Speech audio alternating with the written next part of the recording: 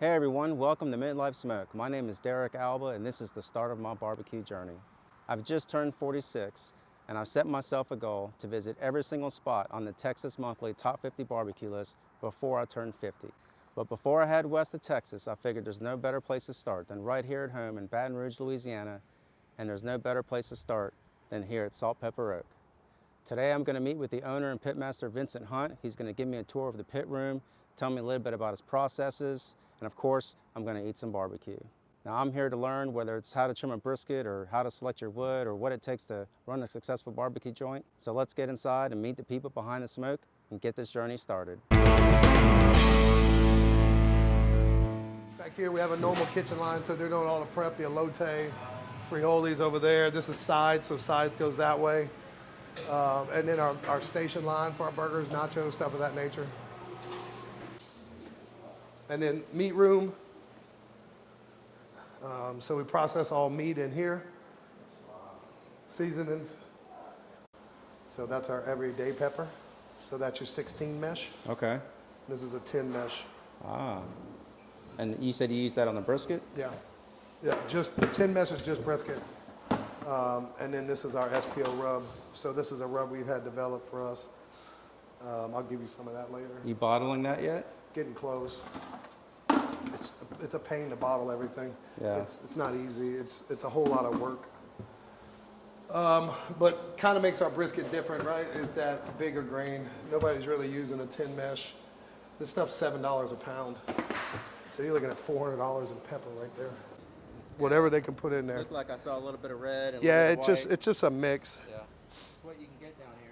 Yeah, it's just whatever's ready available. This is the end of it too, so I run wood tight. He's coming today to drop more off, but yeah, I mean, you want barkier wood because it doesn't burn as fast. The stuff that is not barky burns really quick. So the nuances is the things you start to learn, you know, the little things. This is Lottie Man 2 fat. Oh, what are y'all doing with the limes? That goes in a margarita. No kidding. Yep. These are smoked. I would say run them. I don't like running limes hot. So I would say let them go about another 15 and pull them. Go right in the cooler with them. Just label them. That way they know it. And then we do a mix. So it's, they'll mix 25% of smoked limes to 75% of non-smoked. So that gives us our mix. How long are they on the smoker for total? At this temp, what am I running? 180. It's just really smoked. 20 minutes max. Okay. 15, 20. You see they're not really changing colors. All right, now we're cooking briskets on these. So these were pretty close, huh? They're at 171. So got a little while then. So probably gonna do another round Of of briskets. I'm running at 300, so hit it. Yeah, they're looking good. They're barking up nice. There's some mahogany windows in there. I don't like it. See how it's rendering fat now? So yeah, you got another round easily. Wow, you can feel that airflow, man. Yeah, it pushing back. Since I opened this up, it pushes it out now. Okay. The guys bringing more wood too. So we're set at 292 and we're running 288, 300. The door is closed right here. Yeah, you see that little door? Uh-huh. I'm gonna raise the temp to get it to open. So, and then it closes when it hits desired temp. That's cool. So yeah, we don't have to, like Rob doesn't have to babysit it. He's gonna fill it up with wood, go inside, help the line, come back out 30 minutes, and then he'll pull them once they're done. So we pull about 196 to 200, and they wanna be soft in the flat. So if you could push your finger into it in the flat, you're good. Don't tempt the point. Point's deceiving. It'll be 210 degrees if you tempt the point. See it close down? And then all that's doing is allowing air into the box. And then when you pull them, you're just putting them in a hot hold oven? Or? Yeah, they're gonna rest on these sheet pans until the desired temperature. We rest them down. And then once they are rested to 160, 165 degrees, they'll start the wrapping process. So they'll wrap them with tallow and butcher paper, and then they'll go into a hot box. We cook a 9-hour brisket, so these went on at 6, so they'll be coming off at about an hour. So we can sell them for service tonight after they hit their rest period. You can sell. Sitting them overnight is convenient, essentially. so you don't have to have early morning cooks. So the briskets that you had on there, I mean, looked like they were like in a foil boat. Is that what you call that? Yeah, full boat 100%. All So right.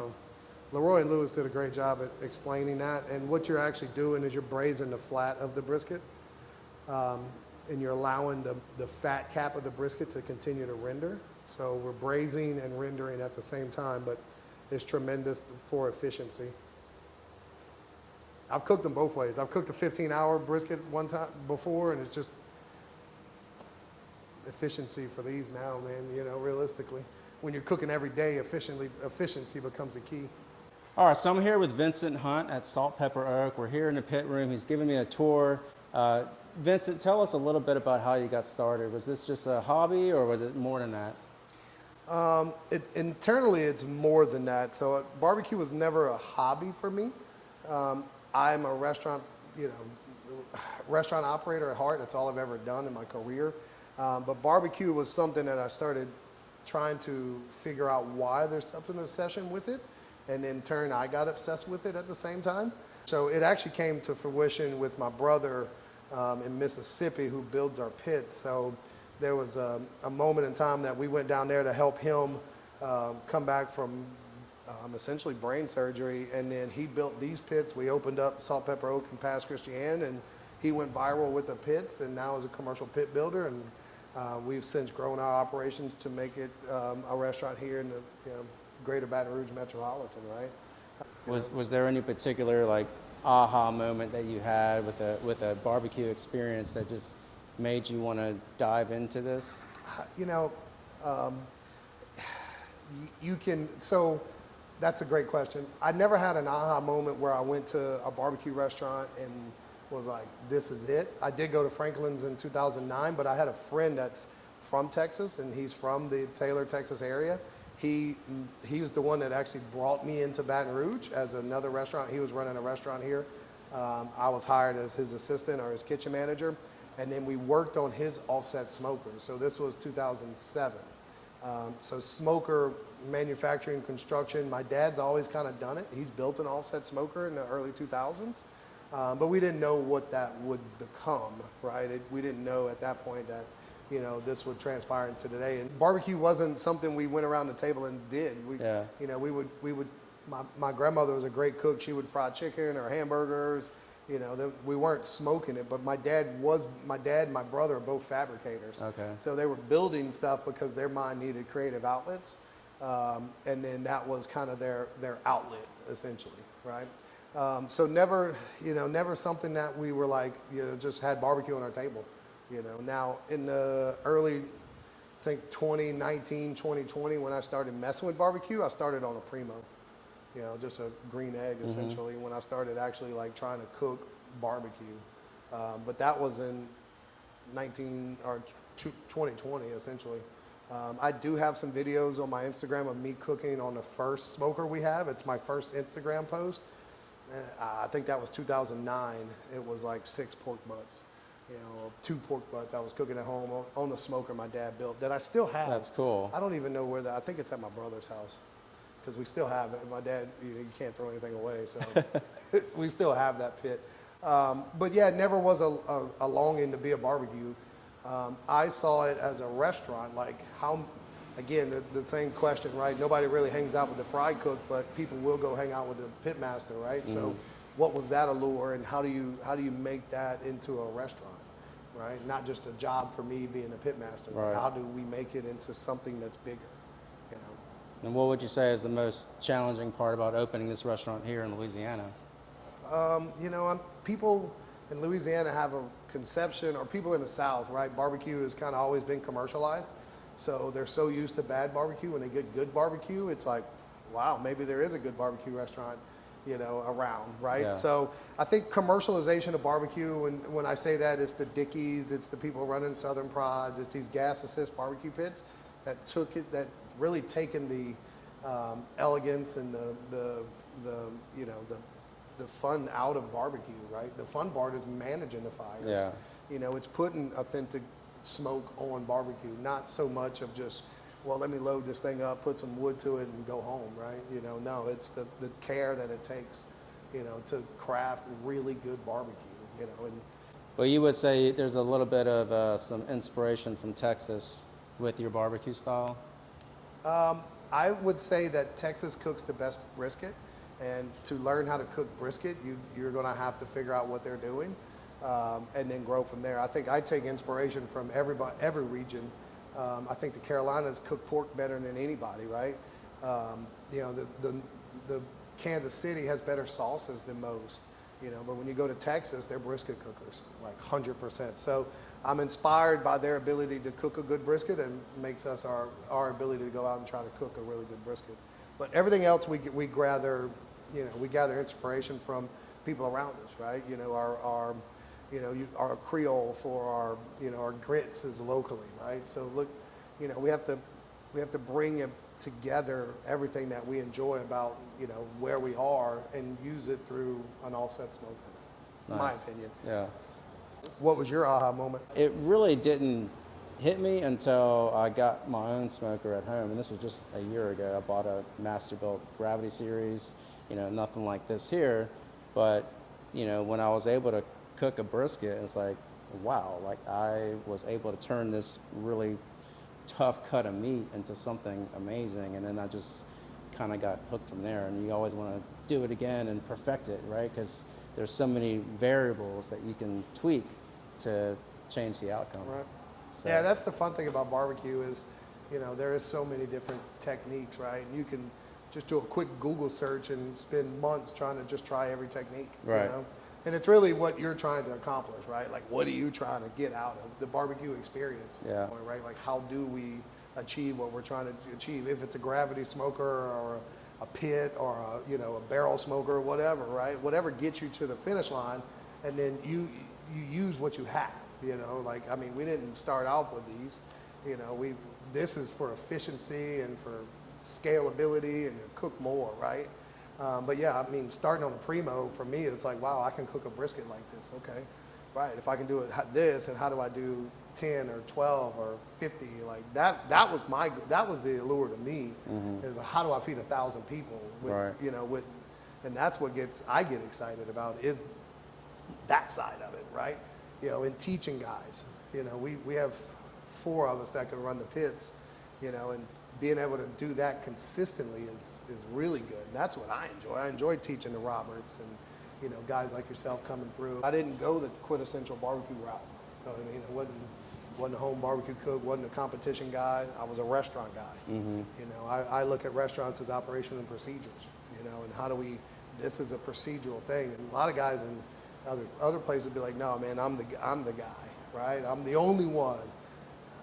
That's not the fun part. I want Right. to teach you how to do it, and you take something home, and then you get your brisket to where you like, and you're like, man, I appreciate that. Yeah. You know, because that's what the fun part is. Yeah. You know, this is more fun than actually cooking a bunch of briskets.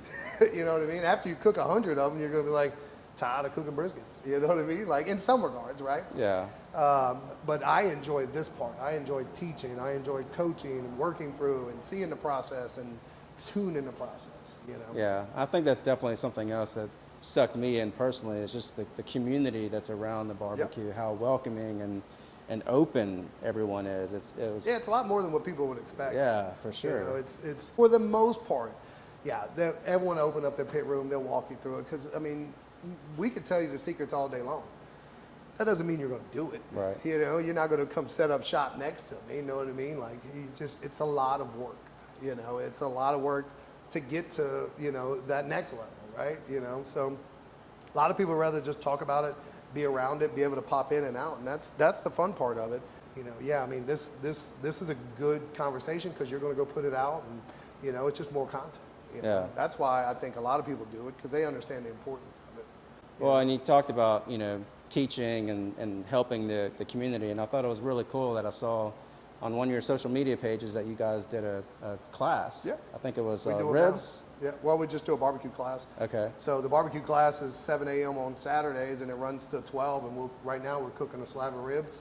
Every Saturday? Well, or? you schedule it. Okay. And then you'll get one-on-one time, you get the trim time, you'll get the inner workings, and realistically, it's me, you know, so you'll get 4 hours with me, and we'll talk barbecue, and we'll run the pits, we'll fire manage, You know, we'll do all that. We'll look at ribs. We'll talk through it when they're finished, when they're not finished. So does that mean we'll learn how to make the special hot honey glaze and secret sauce that you put on your ribs? Easy money. Yeah, man, that's awesome. Yeah. I mean, there's, you know, you could buy hot honey all day long.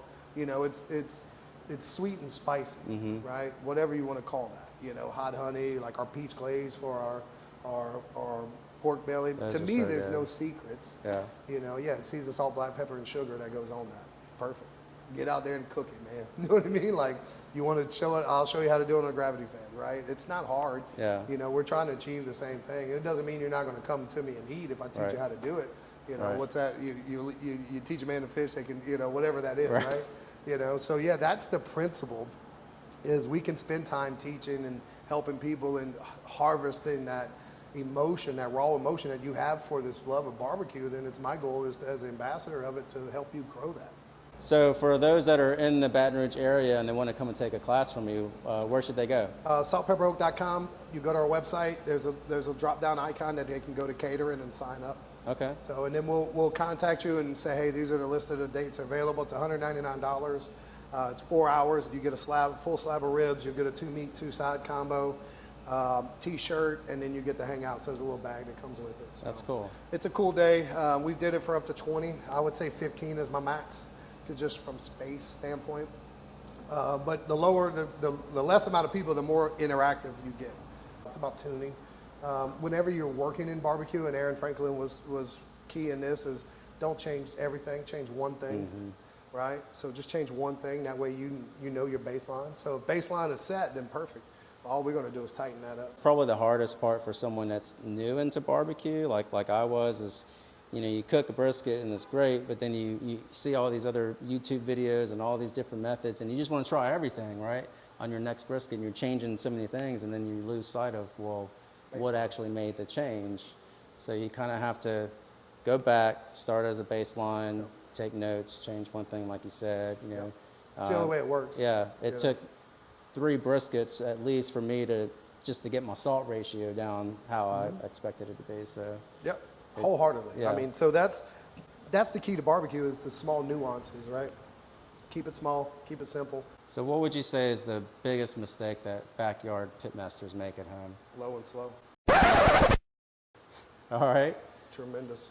That's you know, there's some people that may be scratching their head because, you know, we're kind of taught that low and slow is the only way to smoke a tough meat like a brisket. Right. I think it's a collective effort amongst a bunch of barbecue guys to say that is the method, but it is not. I'll show you a picture in the restaurant of Aaron Franklin cooking brisket, and I guarantee he's running a 300-degree fire. There's no way he's not. Yeah. You know, so yeah, low and slow is a myth. And if you are low and slow, and you hold me to it and you challenge me on it, guarantee your brisket is not as good as a hot and fast brisket. I'm chasing that rendered fat, right? That yellow fat that just has like this caramel taste to it that's just out of this world. And I've never been able to do that at home until I was at a barbecue place, I don't remember which one it was, and I experienced it for the first time, and I was just like, wow, what is this? And so now I've been increasing my temp, you know, and on a little backyard smoker, not quite up to 300, I think I'm up to 275, and the last one I did, I was like, there's that yellow fat that I've been looking for. I'll show you what you're looking for. On the fat top of it, so we should see a bubble of fat coming off. That's the yellowness of the fat being rendered. Think of a brisket cook like you're cooking bacon. Bacon starts typically in a cold pan, right, and then finishes really hot to get the water out of the bacon. That's what you're doing right now. If you don't do that, then you're actually going to have a really tough fat, right? So it tastes like undercooked bacon. It's chewy, it's pullable. So you can kind of look, they'll start bubbling out of the top, right? You see them starting to leak water out the top, right? So that's the fat starting to render out of. You see some fat coming in the bottom here, starting to get yellowness through the decal, yep. So what we want to continue, this temperature's down now, so we want to continue to raise the temperature and get that fat to really start to render out of the top. It's the only way it works. You know what I mean? So if this was low and slow, 16 hours, whatever, you wouldn't render the fat. Still be white fat, yeah. You cook the fat, it'll be cooked, but it won't be rendered. So if you go to a place and get undercooked bacon, you're like, man, this bacon sucks. Same principle with barbecue. And you can see that fire is running 200 degrees on coal bed, or 275 degrees on coal. I'll load it back up.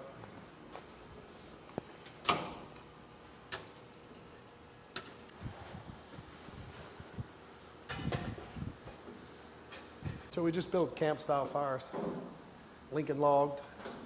You want air to be able to travel down the bottom so the fire catches.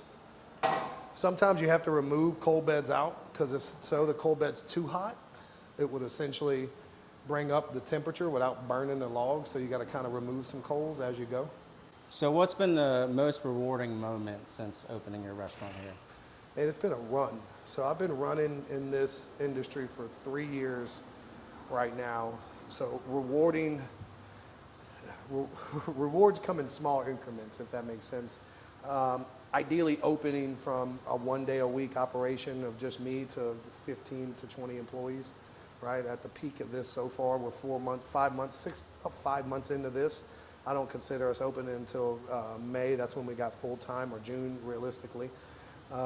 So really seeing my dream kind of develop, even though in my mind it's still not where it should be, right? You know, that, but watching it, just the amount of people we've talked to, right? All those things are little wins for me and rewards. Just being able to be self-employed in this age, right? It's all reward. We've served Daniel Vaughn at the other location, so the acclimates have come. We've been, top 3 barbecue in Mississippi there. So accolades are great, but it's really just the people that come here and eat, they're happy when they leave. As this thing grows, the rewarding factor is being able to walk in and see Rob finishing briskets properly, right? Tim starting them, trimming, these chefs getting, acknowledged for their abilities, right? We're a scratch kitchen, everything's chef driven,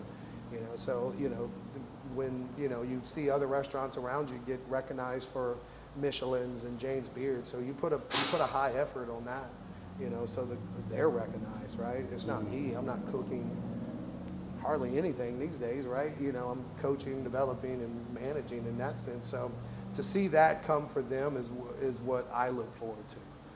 Even though it hasn't as of now, but we're 5 months in, but I can see the future, right? And if we continue down the concept, and grow and harvest the talent, then that's the true fun of this, and to have conversations with guys like you, like you're fully focused on barbecue, and like you said, however mid 40s or 50 or 50 joints before 50, that's awesome to see that people really take pride in that. And yeah, how can I spend a couple hours with you just having a conversation about barbecue, right? So that's rewarding, right?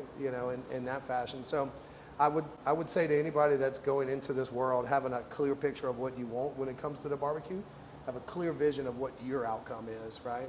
And then don't stop. You know what I mean? Just keep going. Because it will, if you're pursuing a business or you're pursuing a hobby, it's going to beat you up. Yeah. You're going to have some bad brisket. You're going to have some bad cooks. It's going to rain. You know what I mean? It ain't always sunshine and butterflies, right. But those, like we cooked for 300 at LSU in the middle of that rain that came 2 weeks ago. I cooked 2 whole hogs. Wow. Cooked alligators. So things like that. You just, that's the fun of barbecue. Is like, man, just stay with it. Stick at it. Don't. If that brisket's bad, keep going. You know what I mean? Keep cooking. Sausage was great, right? How you make it a little better, right? Exactly. And just be present for the moment, because if you are always striving for more, in which that's my case and probably most cases of people in the industry, just make sure we're present for the moment, right? Not always looking for the next one. Yeah. So I have one final question. Do you have any advice for someone like me who's going to visit 50 barbecue joints in the next 4 years? 50 barbecue joints in the next 4 years. So that's 10 a year pretty much, right? 10 to 12 a year. Yeah. You're probably going to do 2 a day when you're down there. Strategically pick it out. Yeah, I got it mapped out, and obviously the joints in the border town areas are a little tough. Obviously West Texas, there's nothing out there. Like, what am I going to do out in Midland? So Wouldn't even go. Yeah, no. But it's like now I have to, because I set this goal, and when I turned 40, I had set a goal to go to 40 concerts and for 1 So year. this is a trend for you then? It apparently is. I didn't plan this. This just kind of happened. You know, the list came out, and I actually didn't even know about it until a few months later. And I was like, 50 joints. I'm about to turn 50. Maybe I should just do this, you know? I think first thing, you're going to have a supportive wife, Yeah. right? So if you have a supportive wife, she's going on an adventure with you. We're heading to Austin in 2 weeks. Good. So I think that's everything you need. Yeah. Supportive wife, a game plan, you know what I mean, and stretchy pants, you know. But other than that, be consistent on what you order. Order the same thing at every one. That way you have baseline, right? Yeah. Daniel Vaughn has a sample order. It's ribs, brisket, sausage. You know what I mean?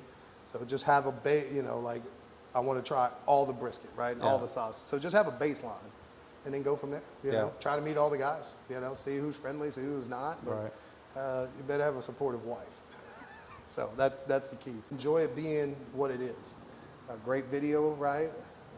Good conversation, great food. Travel with the wife, right? Yeah. She enjoys it. So if you understand that is what it is, enjoy every moment of it. Enjoy every brisket slice you get, right, from here to Texas. But enjoy the time, enjoy the process, right? It seems like you already kind of have that nature. Yeah. You did 40 concerts by 40, right? Yeah. Now you get somebody to enjoy it with. Yeah. Right? That's the fun part, right?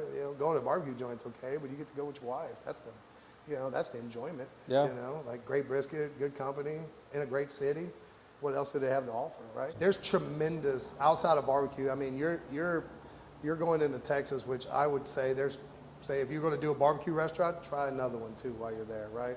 Experience it for what it is, because there's tremendous amounts of, just great places to eat, all the way around, right? Small businesses. Most restaurants are small businesses, right? So you're not only supporting, the economy, but you're also supporting the purveyor, the owner, the small business, the family. So that's the cool thing about, trying smaller non-corporate restaurants is most of these are true small businesses, right? In America, you don't have a lot of that anymore, right? You have retail's pretty much done, so it's very few boutiques, right? So small businesses centered around food these days, right? It's centered around restaurants, ice cream, cookies, candy apples, whatever it might be, whatever their niche is, right? So you're, just enjoy that factor that, you are supporting, a family-ran business. And that's a big part of it nowadays, right? I think that's another reason why her and I have both kind of gotten interested in watching the different videos on YouTube. It's not so much seeing the meat, it's hearing the story, of how it started, the pitmasters, and the day stuff that they go through every day and still push. Yeah, it's unique. It's very unique, yeah. It's a unique experience, and a lot different than a normal restaurant too, right? Because, those are, a lot of Cisco products, right? It's just flash fried and done, right? So you want to spend your money on somebody that actually is putting in effort. I think this is the craft barbecue movement right now that you're seeing. That's how engulf you, right? It has that movement. I tell a lot of people it's just like the craft beer movement 15 years ago, 20 years ago, right? Craft beer made a move. Outside of Texas, it's a lot harder, right? Texas has a huge saturation of barbecue restaurants with a population that understands it. Here you don't. You don't have that, outside of those areas, right? Carolina has maybe one or two, but nothing to that nature. So this is, to me, a movement, that's transcendent outside of that area. Definitely. And it's really due to what the list has done, the notoriety that it has brought. Yeah. So, we're forever endowed to them for that, but that, doesn't make them the best. Sure. In my opinion. But, it's great, though, for publicity, because that is the hub of where it's coming from, Well, Vincent, thank you so much for your time. I'm glad really appreciate it. By. I appreciate it. Yeah, I'm looking forward to, seeing you guys continue to grow and one day line wrapped around your building. Yeah, it'd be great. As long as they can handle it. No. Yeah. But well, man, I appreciate you. Tell everyone where are you guys located? What are your hours? So we're Baton Rouge, Louisiana, 6721 Exchequer Drive. We're open Tuesday through Saturday. Tuesdays we open at 7 to 7. Yeah, 7 to 7. And then Saturdays 8 to 7. We do serve breakfast, lunch, and dinner, and we cater. Awesome. So, Salt Pepper Oak, saltpepperoak.com, TikTok, Instagram, all that, Salt Pepper Oak. Appreciate you, man. All right, so it's time to eat. So I got the 2-meat plate, went with the chimichurri rice and the corn elote. Also went with their hot honey ribs and peach glazed pork belly. Hot honey ribs I had before, brought a coworker here a couple months ago. He said it was the best ribs he ever had. So I'm gonna start with those. It's got a great color on it. You can see the smoke ring. Very tender, but not quite falling off the bone.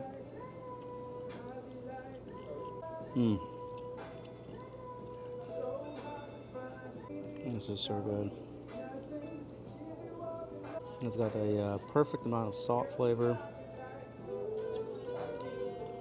You can also pick up the sweetness from the honey and the heat. Next, I'm going to go with the chimichurri rice.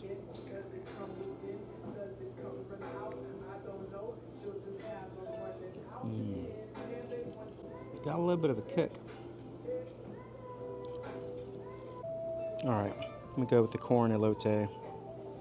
I've actually only had elote once before.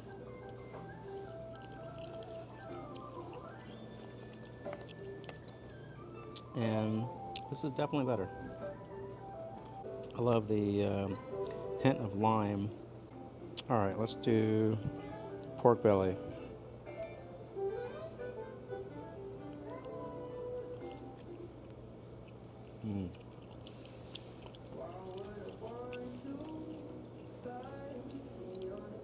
This is my favorite.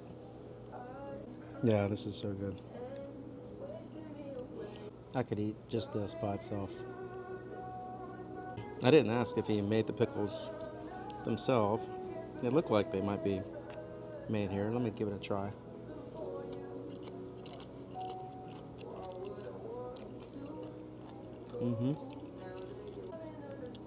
Gotta have some red onions.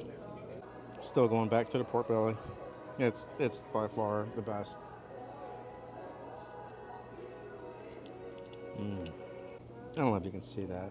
Yeah, that's just amazing. Oh, the peach glaze is so good. Everything's great. The pork belly, that's the winner for me by far, man. It's tremendously good. It's so good. It's such an easy product to make too. So when you come in that class, I'll teach you. You did a peach glaze? Yeah. Just a little peach, just something sweet.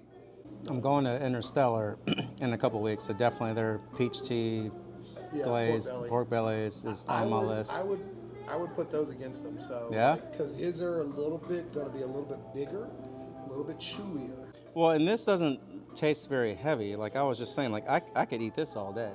Yeah. Where sometimes you get a big chunk of pork belly and it can be okay. So this one's good. Yeah, you can get it where it's a little really fatty. We kind of trim them down.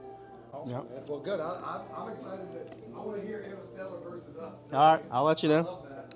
So the last time I got elote at a place in Houston, I really couldn't eat it. I just didn't enjoy it. But this one is much more balanced flavor profile. Man, that was good. Big thanks to Vincent Hunt, the whole crew here at Salt Pepper Oak for letting me come hang out and learn a little bit about what they do. I've got a long road ahead. 50 joints in Texas before I turned 50. But starting right here in Baton Rouge felt like the perfect way to kick things off. I learned a lot today. Keep it simple, respect the process, and let the smoke do its work. If you're in Baton Rouge, definitely stop by Salt Pepper Oak and taste it for yourself. And if you want to follow along as I travel across Texas, cooking, learning, and eating a lot of barbecue along the way, then go ahead and hit that subscribe button. This is just the beginning. Next stop, Texas.